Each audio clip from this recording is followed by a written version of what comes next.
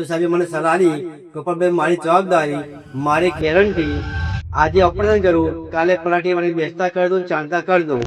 મારું નામ ગોપાલભાઈ ધરાજી સોલંકી. મને આશરે લગભગ 30 વર્ષ પહેલાં પગે ફ્રેક્ચર થયું હતું જે 9 ટુકડા હતા.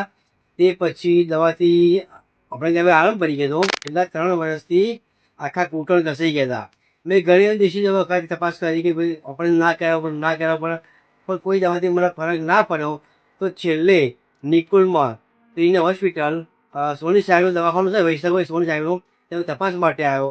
તો સાહેબે મને સલાહ આપી ગોપાલભાઈ મારી જવાબદારી મારી ગેરંટી આજે ઓપરેશન કરું કાલે પલાટી વાળી બેસતા કરી દઉં ચાલતા કરી દઉં. એટલે મને થોડો વિશ્વાસ બેઠો એટલે આપણે દાખલ થયા.